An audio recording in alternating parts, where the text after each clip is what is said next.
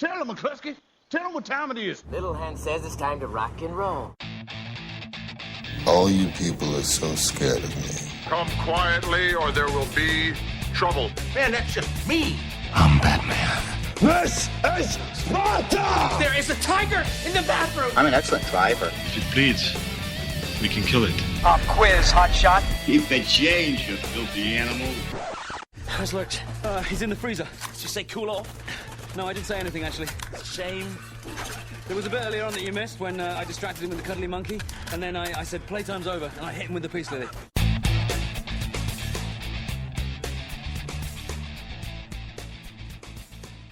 Hello and welcome to this week's Monday Movie Show for the 22nd of July. Coming up on this week's show, we have some movie news, some look at the UK box office top 10, and reviews of these new releases. The final part in the Cornetto trilogy, The World's End, and thriller film Frozen Ground. We're here with you through for the next roughly 90 minutes or so. My name's Andrew. I was wondering when you were going to bring that up. I'm Stuart. No weird intro this week from me. No, because you're too exhausted. Stuart has been doing exercises of an insane level. the E word that makes you go no. Is that harsh? I don't know really. I could okay. Depend on your mood. If you're listening to us live in the chat, welcome to you. Send us a message on there. Let us know if any of those movies that we're mentioning if you've seen them, have any comment on them. Or also, if you have a look at the UK box office top 10 on mondaymovieshow.co.uk, which we'll be going through in just a moment. But first off, we're going to go through some news. Starting off with the sad piece of news that comedian, actor, and director Mel Smith has died of a heart attack, aged 60. Possibly best known for his role in the Alice Smith and Jones comedy series, Smith is also a director of movies such as The Tall Guy and Being the Movie. Among dedications from stars and friends of the comedian were his screen partner, Griff Rhys Jones, who had been friends with him for over 35 years and said, "Nobody could have been easier to work with. We never had an argument about which part we should play or how we were going to do something. We never had an argument, in fact. We loved performing together. He was a very generous and supporting actor. We had a great deal of fun." Yeah, it's really sad. I used to watch Alias Smith and Jones a lot. I used to love that kind of double act kind of thing, like the two Ronnies, etc. So I used to love the way the fact that he used to speak to each other just across the table, just have a normal conversation. So yeah, it is really sad news to see him go. Yeah, I mean, he's not so well known in films because he's only directed a few films, but he is definitely well known. If you've seen anything comedic for the past 20 years, there is an influence from him in there. And before that, then he was obviously on screen a lot more as well. Other news this week. At the San Diego Comic-Con, which has been going on this week, Warner Brothers has announced that they are moving forward with a sequel that will not only see Superman return in the sequel to Man of Steel, but also the character of Batman. This appears to be the first step in the build-up to the Justice League movie, similar to what Marvel have done with the Avengers movie. Zack Snyder will return to direct the sequel as well as David S. Goyer, who was involved in the writing of both Man of Steel and Christopher Nolan's Dark Knight trilogy. He'll be writing the script. It's not known if Christopher Nolan will be doing anything more than potentially producing because he's busy with other projects. But Henry Cavill will be returning as Superman, though Christian Bale will not be returning as Batman, and no name has been suggested yet as to who will take over that role. Yeah, the question mark will hover constantly over the head of who's going to be taking the role as Batman. One of the early rumours is Armie Hammer, who's seen in The Lone Ranger. He's got the kind of look, he's got the kind of physique, I could see him doing it, but he's too blonde for Batman, I think. He is. If you've seen him in anything, unless he really dyes his hair, it's not going to suit. Batman doesn't seem like a blonde to me.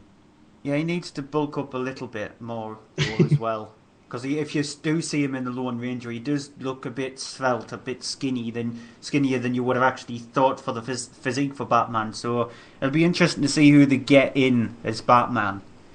I can't think of anyone, to be honest, who can do it now after Christian Bale. Because the question is, I mean, it's going to be very similar to the Dark Knight trilogy because it's being written by David S. Goyer, who wrote them, and he likes to write the character dark as well. Yep. Other news from Comic-Con, Vin Diesel is said to be in talks with Marvel to potentially play a mystery role in an upcoming movie. At Comic-Con, the actor played coy during interviews and asked about the possible role that he may play. He's sort of sidestepped the question, even though some fans have hinted that he may be cast as the voice of Rocket Raccoon in Guardians of the Galaxy, the CG character which hasn't had anyone listed with it, anyone connected with it permanently yet. Aside from the fact that Guardians of the Galaxy did have a panel and had everyone else that's in the cast there on the stage. Odds are as well this will be a new character brought to the screen, and the announcement is a title that will be forthcoming.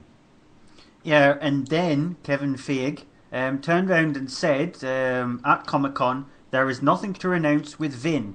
So he's trying to quash the rumours that Vin Diesel is going to be making an appearance in a Marvel film, as a matter of fact. I mean, another one that I've heard as well is that he may be then playing Thanos, the villain that was glimpsed at the end of the Avengers, but supposedly that role's already been cast by someone. So it's a question Isn't Thanos not supposed to be making an appearance in Avengers? He's not making an appearance. It's supposed to be Galactus, and Thanos is going to be in the third one. He's not making an appearance in Avengers 2. No, it's not Galactus. It's another one. I forget the name, but he is supposed to be making an appearance in Guardians of the Galaxy. Oh well. My final piece of news is around another comic book sort of brought to the screen. It's regarding the character of Judge Dredd, and this one regarding the movie that we had just last year. Carl Urban and Alex Garland are still attempting to get a Dredd sequel off the ground because the movie, though it did perform poorly at the box office, received continual fan buzz and sold over 650,000 copies in the first week of its DVD and Blu-ray release. The actor has said that he's spoken with Garland and they are looking to try and see if they can find another way to get a sequel made. Yeah, I want to see a sequel to it. I really did like Dredd. I thought it was Carl Urban was just fantastic as Dredd, so I definitely want to see a sequel to it. It was where we were on the mist at the box office. It should have done much better than it did. Yeah, it's. I went back actually and rewatched it recently, and it's just as good on home video as it is on cinema, and even in fact, I mean, I watched it on my projector, so it still had a cinema quality to it, but it's so gritty but great to watch. Yep.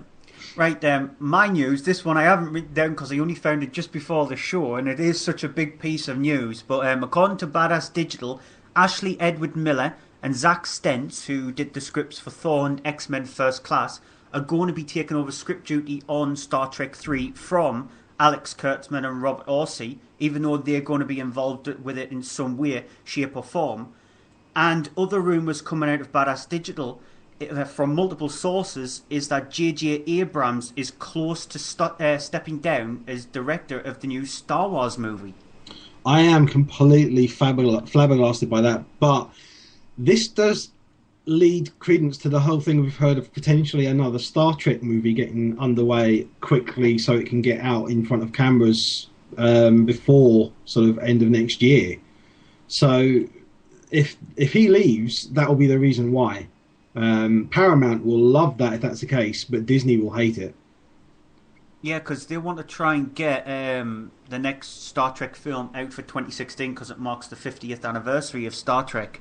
So they'll want to try and get it out for then. So if they want to do that, then J.J. Abrams really does need to look at, does he want to do Star Wars or does he want to do Star Trek, because he can't do both. I don't think it's necessarily a good idea to do that, though, because the thing is, they'll be rushing it. And the last film, while it was good, showed signs that it really needed more work before getting put to the screen, for me anyway. So the next one, if they're rushing it, could only mean that the next one would be worse than that. Maybe that's the reason why those other two writers are coming on board to work with Orci and Kurtzman.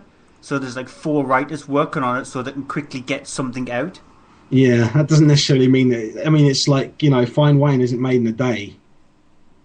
Yeah, but still, though, it's the movie industry. You can't compare the movie industry to wines. Look at what happens with the Paranormal Activity series. They churn one out every single year. They're still trying to get the 5th one out for October, even though the script hasn't even been done for it. Did you really just compare Paranormal Activity to Star Trek, though? But it's just an example, that. So, yeah. More news. Joss Whedon appeared at this year's Comic-Con on Marvel Studios panel to reveal the name of the sequel to Avengers Assemble. The film will be called The Avengers Age of Ultron. The title comes from the 10-issue series Marvel published last year. The film will begin shooting in the UK in early 2014. I don't know this character, so I can't really comment on it, but I know of that there was a video shown when they announced this, and the video showed the Iron Man helmet being beaten and sort of misshaped into the shape of this character's helmet. So it's going to be it's some kind of robotic character, I understand. So it's going to be, the new villain is going to be something different than just one of the characters we've seen before. It is going to be a new character. Yeah, no more Loki.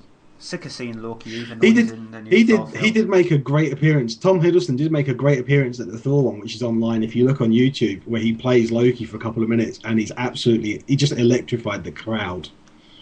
Yeah, well, still. Channing Tatum, Jonah Hill, and Kobe Smulders have been added to the voice cast of the Lego Movie. Tatum will voice Superman. Hill will provide the voice of Green Lantern, while Kobe Smulders will play a Wonder Woman in the film. Oh, this is just going too far with the Lego thing. Have you seen the trailer for the Lego I did, film? yeah. It looks stupid and fun and ridiculous, but just like, really, come on. You're reviewing that. You're reviewing that when it comes out. It just looks like an extended cutscene from a Lego game. That's what it looks like. Yeah, it does. We'll see. Andrew Kevin Walker, who worked alongside David Fincher on Seven, has been brought on to do a script rewrite on the remake to The Girl Who Played with Fire. It's still unknown whether Fincher will return to direct, however it looks unlikely with him being busy, along with Daniel Craig, who was shooting a new James Bond film. Rumours also showing that if Daniel Craig isn't going to be in the film, they're going to actually kill him off. I have issues with that. I don't. Yeah. I mean, it's at least it's not the whole thing of just recasting a part, because I really hate when they just recast another actor in the same role. It's supposed to be just the same person, because that really throws off some things. I mean, there's a character in the Tom Clancy novels that's been recast now 5 times, and it's just. But I at least, I mean, if they kill off a character, at least that's it. You know, I don't know, but. Yeah. When final piece of news, Max Landis has left the sequel to Chronicle after he penned the script to the original and signed on for the sequel. The rumour for this is that Fox is really unhappy on the script that Landis turned out. Landis said, Chronicle 2 is still probably happening, just not with my involvement. As of now, it's a bummer, but there's no hard feelings. Okay, this is just going to end up being another sci-fi movie of the week, and by sci-fi I mean SYFY, the channel. It's going to be one of those rubbish things if it's not got any of the people involved with the original one, because the original one did have some good qualities to it, and if they don't have something of that, it's going to get made by someone who just goes, oh yeah, that'd be cool, but it'll have no story. Well, you know what, Fox's original idea with Chronicle 2 was they were just going to copy what happens in Chronicle 1 with 3 different people. That was their idea. That's what they were going to go with. Yeah, so that's basically what they're doing. They're going, no, we like this idea better than your idea to do something original. We're going to just copy it and do the same thing, but we'll do it with less money, cheaper effects that look really bad, and with people who can't act. And we'll throw it direct to DVD because it'll cost us less. Yeah, we don't want to throw any money at experimental filmmaking. Okay, and that's the news. Box office top 10. Yeah, number 10, The Bling Ring. We haven't seen this, but it is a crime drama starring, among others, Emma Watson as a group of kids who, in America, in a true event thing, were going around and sort of robbing the houses of the rich and famous. Yeah, pretty much. we haven't seen it, so we can't comment on it. And number 9, and you went for Bollywood film Barg Mika Barg. I've just been trying to see if I could find out anything about this. I couldn't actually find it to tell what it's about, so I have no idea what it's about. And the only thing I can say is I doubt that we'll be seeing this. Yeah, all I could find out about is that it's a drama which is on for shy on near 3 hours. So, oof, exhausting. Exactly. Bollywood film, we could just barely sit through Les Miserables, but that was a fantastic film with musical numbers for about 2 hours and 20 minutes. This is 3 hours of musical help. And number 8, This Is the End. which is a fun movie. It is funny. It gets a bit sort of towards the end of self spoofing farce by the time it comes to its end. But it's enjoyable for what it is, which is just the guys from things like Pineapple Express and all hanging around, having fun, getting drunk, smoking loads of dope and things like that, and then the end of the world happens. Yeah, and Danny McBride still should be shot out of a cannon into the sun because he's a really obnoxious person. Michael Cera's part in it is the funniest bit. And number 7, Man of Steel. What more can we say? I really like Man of Steel. Really enjoyed it. Seen it a few times, and I have no problem with seeing it again. And I expect that now that people know there's going to be a Superman and Batman film, it'll probably get a lot more buzz too. Yeah, I thought it was good, but that's it. Number 6, World War Z. Which I was surprised how much I enjoyed it. I liked it more than I expected to. I've seen it again since, and it was pointed out to me by a friend that I saw it with, just how tense there are parts of the film that are really tense. That not a lot happens, but it's building up the tension very well. And I think it does pay off altogether, although it's a bit underwhelming sort of the last half hour. Just how tense parts of the film are really tense. That really makes sense. It's like, I mean, there are parts of it where certain people, I'm sure, would be sort of white knuckling it. I wasn't, but it's like I can tell there's moments in it that are I mean, like the hallway bit when they're in the flats at the start and there's no lights, they've just got the flare, and you can hear the sound. The sound in it is amazing because you can hear things all around you, and then bits like later on when they're going through this laboratory and they're trying to sneak through, and then one of them hits something or the door creaks, and it's really good tension build up from the sound. You're going to have a warning on the door saying one in this film may cause white knuckling. I think that's not a bad thing. We'll move on. I think a list of films, list of potential outcomes, white knuckles. Yeah, we'll just move on from that. And number 5, The Internship. Which is a fun comedy. It's maybe not for everyone, but I thought it was a lot funnier than most of the films, like the comedies I've seen for the last year and a half, 2 years. Vince Vaughn, surprisingly, is not annoying in it. Neither is Owen Wilson, who's in it as well. And, I mean, it is kind of like a big advert for, here's Google, we're so great, work at us, work here. But it's funny, it genuinely made me laugh. It made the crowd that I saw it with laugh it quite strongly at parts of it. And it doesn't have loads of gross out humour, which is rare for a film now. Yeah, number 4, Now You See Me. Which I'm glad I did see it up until the last sort of 10 minutes, and then I kind of was going, oh, what? Really? No, you're not doing that. Oh, you are doing that? Yeah, okay, just slap me in the face for sitting here for the last hour and a half getting really into it when let down. And number 3, and you went with for Pacific Rim. Which I loved, absolutely loved. I've seen it numerous times already, in normal, in IMAX and 3D. The 3D isn't necessary in it, it really isn't. And that's coming from someone who likes 3D. But the film is, you don't need to see it even in IMAX either, because of the fact that it has such scale. Even on a just a decent sized screen, the scale is there, and it's just really amazing. Yeah, I've seen it twice, which is just beyond it's rare for me. you. Yeah. Yeah, this is the first time I've seen a film twice in the cinema for quite a few years. I never go to the cinema twice to see the same film, but I have with Pacific Rim, and I've seen it in 2D and in 3D. Yeah, so this is one you went back to see in 3D, isn't it? Yeah, that's even more rare for me to do that. So I just wanted to compare it, and the 3D didn't annoy me at all. It didn't add anything to the movie. The movie is still on a huge, massive, epic scale. Yeah, it's not utilised to the levels it should be. I mean, there's things like there's holograms in the film which don't look anything like the holograms of Avatar does, and it's the same kind of design and technology. It should look better, and it goes to show that this wasn't made in 3D. Yeah, number 2, Despicable Me 2. Bottom. Yeah, that's all we have to say at bottom. Yeah. If you don't know what that is, go and look at the trailer. You'll be laughing forever, and you'll go, why haven't I seen this film yet? Or banana. Or even papadum. Banana. Banana. Yeah. And number 1... That's not as funny as bottom.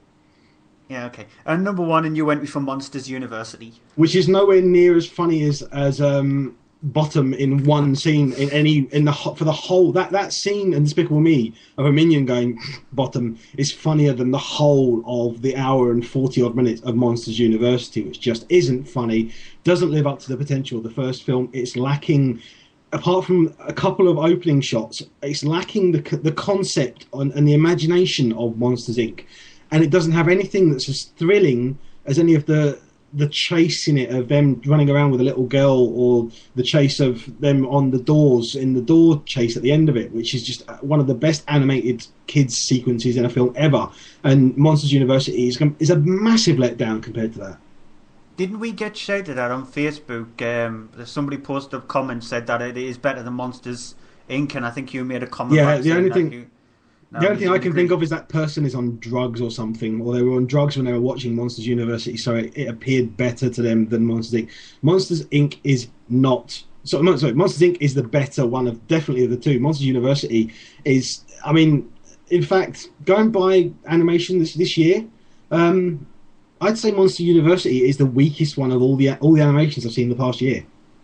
Agreed, I'd say it's actually more... I'd say it's more boring than Brave, to me. That's pushing it really fine, but... It's not. It just doesn't have the magic on the screen. Brave at least had some really nice visual feats. Monsters University just doesn't. It's just bland. Yeah, really nice hairy visual feats. Yeah, I mean, even that's not... The hair, you've got the... Yeah, no, but you're saying that you've got the hair of... I forgot what her name is from Brave. And you've got the hair of Sully, which in the first one was a big thing. Oh, look at the hair on Sully. It looks amazing. In this one, it's just like, oh, look at the hair on Sully. Then look at that. Then look at that. Then look at that. Oh, look at the hair on Sully. Oh, yeah, seen that. Yeah, I think I've woken up a bear, so I think you should just push it along a little bit further. Go on. Just push it. Rah. Oh, God. That's the weak. That's how Monsters Inc. is rah. Monsters University is rah. That's more like purring kitty cat. Yeah, it is the pussy of the Monsters University, the Monsters world. Not in the swearing tense, because this is a family show. You had to go and say that, didn't you? Now you've just made it into that. Come on, we're losing out time. Yes, go straight to ad break, or I'm taking okay. over the show from you. Yes, okay, then let's just play the ad. The From Page to Screen movie cast. So they have 9 times out of 10 they have to send it back to you unopened or just throw it in the garbage can. Things don't always look exactly as we envision our life to look, but sometimes it works out and turns out even better. Gregor Fisher, his bacon number is 2 because he was appeared with January Jones in Love Actually, and January Jones and Kevin Bacon appeared in X-Men First Class together. I've got to say, the very Harold and Kumar 3D Christmas now, that just makes me want to rush out. It's about the acting, about the writing. That's really what theatre is for me. Probably had more names than Prince or whatever. Never mind, there's a joke for the oldies. It'd be like, who's Prince? Who's he? I'd just like to see Mr. Freeze hiring his bad guys going, right, okay, so you're a psycho, right, can you ice skate? Head over to iTunes, Spreaker and Stitcher and put in the search box From Page to Screen. So let's get on to the first of our 2 movie reviews for the cinema this week. Yep, it's The World's End, the third and final part in the Cornetto trilogy. If this was the Cornetto flavour, this is mint. The other 2 were plain. Isn't this mint choc chip? Yeah, but mint still. When I go into buy a Cornetto, you only just see them as plain vanilla one, strawberry and mint. So I just go with mint. So mint choc chip if you want to be pernickety, or you want to be Andy. Now, this is the final part, and so this is actually being done by Edgar Wright, like he did with the other 2, in conjunction with Simon Pegg and Nick Frost, who appeared in the other 2. In this one, at the start of the film, Simon Pegg doesn't pop up in the movie. He actually does the voiceover about a group of 5 friends: Gary King, Oliver, Andrew Knightley, Peter, and Stephen. They are 5 friends who were just finished school. They want to celebrate by doing this golden mile of 12 pubs, going from the first post to the World's End. Unfortunately, they never make it in their hometown. You flash forward about 20 years later, and Gary, he wants to reunite again with his friends. This time, however, Martin Freeman, who plays Oliver, he works as a realtor, and so he has got a really good job. Nick Frost, who was Gary's best friend, who plays Andrew, he's now working as a lawyer. He doesn't keep in contact with them that much because something supposedly happens, which you find during the movie what exactly that is. Peter, who's played by Eddie Marsan, he's got a family now, but he works with his father as I was going to call him a mechanic, but he sells cars. He sells cars with his father's business. Yeah, car salesman. He's actually part owner of the business as well. And Paddy Constantine, who plays Stephen, he's actually going out with his trainer. And so Gary, who is played by Simon Pegg, wants to reunite them all together to go back to their old town, Newton Haven, to try and do this 1 mile pub crawl. They're reluctant at first, but they give in. They meet up with Gary, who's still got his car back from 20 years prior. They get into Newton Haven, into the first bar itself, the first post, where they meet up with Gary's sister, Sam, played by Rosamund Pike. Here's a clip. Sam, would you like a drink? Hey, Steve, she's just got here. Come on. Sam, would you like a drink? I'll have a vodka tonic, thanks, Stephen. Sure. Just gonna nip to the loo. Cool. Nature calls.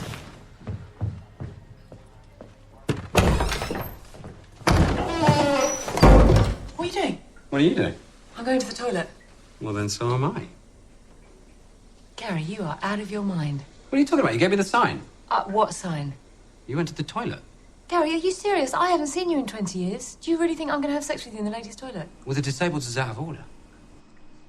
Sorry, I made a bit of a mess up there. It's Oliver's sister, who's Sam, who's played by Rosamund Pike. And while they're going through the bars, they realise that something is a bit up, because Gary doesn't seem to be the prodigal son that he's expecting, that he's not welcomed back on open arms in every single bar that they go into. In especially the first and second bar, they've got exactly the same decor. They come out of the first bar, they go into the second bar, and they're both made up exactly the same. And more they start to realise something is strange happening with Newton Haven. I'm not going to give it away, but you have seen it in the trailer what happens, what's wrong with the town itself. Now, I'm just looking in the live chat here. I think it was the strawberry one. I think you're right with Shaun of the Dead. I think it was the strawberry one. Yeah, that was where you got red on you came from, I think, wasn't it? No, the red on you's come from the pen in his pocket. It's from the pen, yeah. Isn't it? It might be the other way around then. I'm not sure. I'm probably going to get shouted at by two people who are huge, massive Shaun of the Dead Hot Fuzz fans, and they're going to tell me off. But they should be here listening live then, and they can tell us in chat. One's working, I know that. The other one, I am the clue. I think the other one's working as well.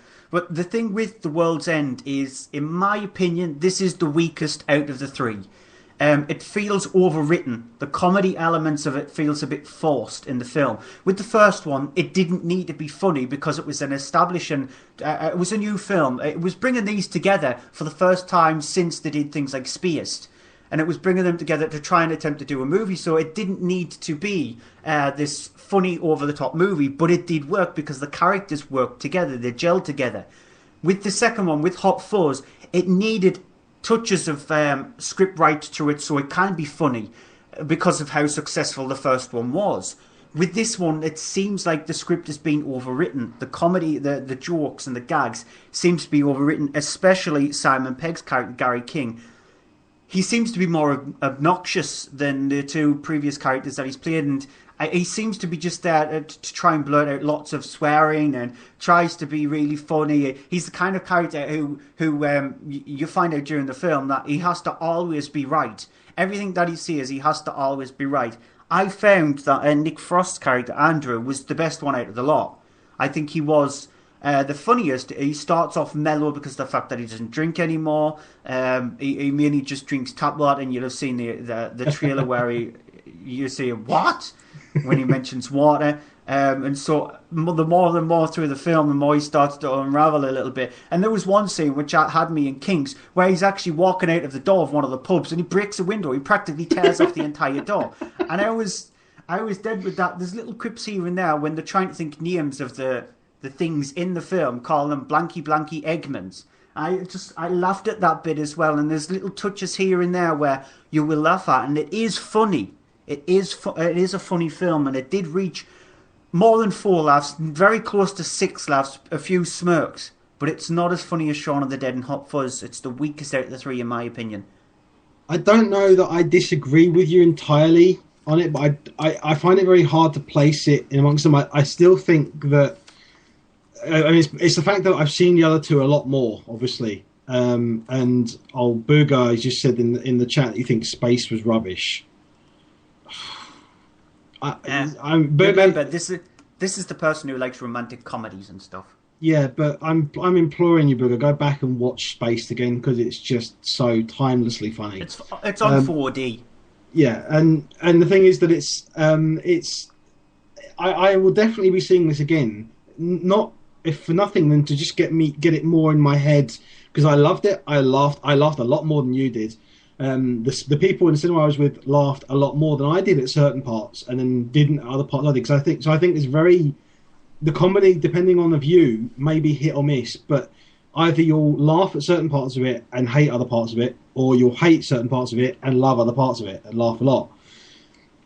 Which is to say that there's a lot here for anyone to like. I don't think there's anything what anyone will really dislike in this film. The one thing I'm going to say about the characters and the writing, I think you're right that the character of Andy is a lot more interesting than the others.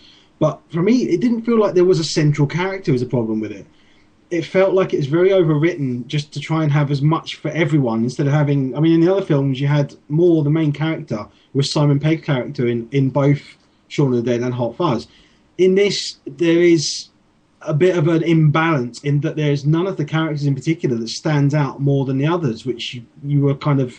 You had with the others, and you had someone kind of like driving the film, if you get what I mean. In this one, you kind of have that a bit with Simon Pegg's character, but then he gets a bit lost. Yeah, also Mark from Following the Nerd, he's wrote up a review on followingthenerd.com, and he said that, and now I can't believe he said that, because he said this to me on Facebook chat, that he felt like the scene in the bathroom where they're fighting against, I'm going to mention them. It's too choreographed. It was too choreographed to me. But the thing is, though, he turned around and said that was the best scene he's seen in a film all year. No. He's not seen enough films this year then. Yeah. But I mean, for me, that was okay. But literally, it got to a point where I was like, "Oh, this is a bit more too choreographed than the other films for me." I mean, that's the thing. Hot Fuzz has a shootout at the end, which is big and choreographed, and it knows what it is.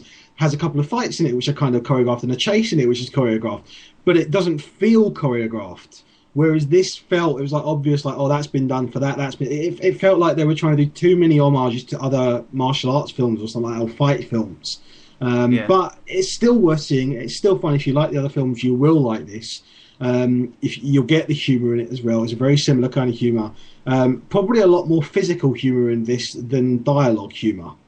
But still worked and it's funny. The one thing I did find is that I didn't like the ending. Not that I didn't like it. It just felt like it was unnecessary. It could have ended 10 minutes earlier, and the last bit of it wasn't necessary. So other than that, though, really good. Really enjoyed it. I will be seeing it again because I love the other ones, and I'm sure that more viewings of this, I'm going to like this just as much. I just don't quite at this moment. In my opinion, it is one of the better trilogies because trilogies you can find that there's a major weak link when it comes to trilogies. If you look at the X-Men series, etc., then you can find a major weak link when it comes to trilogies. In my eyes, with Iron Man, the second one's rubbish. Yeah. But with this one, even though this is the weakest out of the three, The World's End, it still remains as a really funny film, more on the higher end of good. So it's still a really, really good... Well, because Hot Fuzz and Shaun of the Dead is just such fantastic films anyway. How long do we have left on this part of the show? Because I've actually just got a piece of breaking news which I want to go through first before doing Frozen Grounds. Okay. I'm just going to mention then the fact that it's been announced by website IndieWire that the actor Dennis Farina he's quite a well-known American actor. He's died at the age of 69. You might know him from films like Get Shorty, Midnight Run, Out of Sight. He was in even Snatch, the British comedy by Guy Ritchie. He was in that as well. So he's quite well known. It's a shame to hear about that. I don't have the details any further on if they're saying anything what cause of death is, but it's been announced now that he has actually died at the age of 69, which is a shame. Yeah, one other quick breaking news. People still don't give a crap about the baby. Yeah, don't get me started on that. Yeah. I don't have long enough for the whole this part of the show. Your review. Yeah. The Frozen Ground, which is written and directed by Scott Walker, is based on the true story of a man who... I mean, it's not giving any spoilers away because it is about that and it's kind of explained from the very opening. A man named Robert Hansen, who in Alaska was convicted of He basically was a serial killer. He had raped and killed several women and had been convicted of raping even more than that, raping and attacking more than that. He in the film is played by John Cusack. The movie's main character, the protagonist of the movie, is played by Nicolas Cage, who plays Jack Holcomb in the film, but it's a different character. It's a different name of the real person who was involved with it. At the start of the film, Jack is a state trooper who is called out to a body that's been discovered out in the wilderness. It's been discovered because of a bear had been digging it up and eating what was left of the remains. It's the latest in a series of bodies that have been found in sort of random points around sort of the Alaskan wilderness. And he gets basically given this case because it's a murder case, even though he is due to leave the state troopers in 2 weeks' time. Everything seems to be going fine for him. Meanwhile, there is a prostitute played by Vanessa Hudgens who plays Cindy Paulson, who at the very start of the film, a local police officer is called to a building where she is there. She's screaming, hysterical, in a pair of handcuffs, where she's screaming about having escaped from a man who was trying to kill her. It's all sort of connected through this character of Robert Hansen, who was involved with these things. Nicolas Cage's character doesn't learn about this until a later point because of the fact she's a prostitute. It's sort of ignored by the police, and he is then trying to find out and trying to figure out all these things that are going on when he's then put on to Robert Hansen as a potential suspect. Here's a clip. Going over suspects from court and rape center cases. I'll check the rest in the morning. You staying? You have anything on a Robert C. Hansen? Grabbed some girl back in 71, drove her at gunpoint, hands bound and naked to Kenai Lake, and then raped her. He got 5 years. He was out in 3 months. Seems he just had a run-in with a prostitute. She told Anchorage police the exact same story. Why isn't this guy on our list?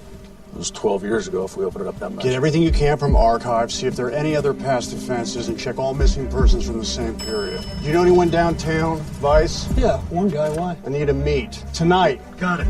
8 girls in the last 2 years, all late teens, early 20s, 5'2", 5'7", 120, 125 pounds, all made big money dates with a stranger and then disappeared. So the thing with The Frozen Ground is that it unfortunately, I mean, it's nicely shot. There are a couple of nicely put together sequences in it. There's a couple of nicely shot sort of locations for it. It does at points try to be sort of big scale and have. I mean, there's a scene with Nicolas Cage's character standing on a bridge, looking down a river, looking in location, trying to just.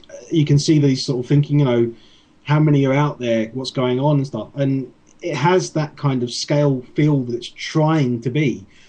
But then it suffers from a problem of that it's shot like something that's straight to video, that's for a small screen. And the clip that you heard there, if you watch that clip you can find the clips on YouTube. There's a couple of them, and there's that clip. There's another clip where there's him talking with other officers in an office. They're sitting around talking. Which there are quite a lot of sequences in this film that are like that, which are perfectly fine. You get a lot of police procedural films where people are talking around. It's police talking out ideas, talking about things, and they are perfectly fine on a small screen. But on a big screen, there is a problem with these because whoever shot them, they are too close to the actors and they are too handheld. And even if you watch it I've just watched some of those clips on a PC screen before the show, and on there you can still see it, but it's not as bad. It's not as much of a problem. On a big screen, I was struggling to follow it, not story-wise, visually. My eyes were actually struggling and getting painful because of the fact that when an actor moved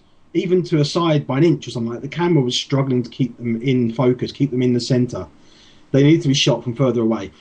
That is the biggest failing of this film. Everything else in it is okay, it's average. I mean, John Cusack is fine in it, but he doesn't have a lot to do in the scenes that he's got. He's playing a very sort of a reserved psychopath. And there's scenes where he's there and he's sort of he is holding a woman prisoner and he's got her. It's sort of brutal a bit, but it's not overly brutal. It's rated 15, which gives you an idea. It's not an 18 level film, but it's enough that it got a 15. It's decent performances from Cage. It's above average for Cage, really. It's decent performance from Cusack. It's actually a pretty good performance from Vanessa Hudgens. It's definitely better than Spring Breakers that she was in earlier this year. But it's not necessary to have seen it in the cinema. If you're curious about it, if you really want to know about it, if you've been following the Robert Hansen thing at all, then maybe check it out. But to be honest, unless you're really interested in it, it's probably something to wait for DVD. Which I will have to. Yeah, you'll have to. That's it for this part of the show. Hang around, refresh your screen in a couple of minutes. We'll be back with the DVD and Blu-ray part of the show.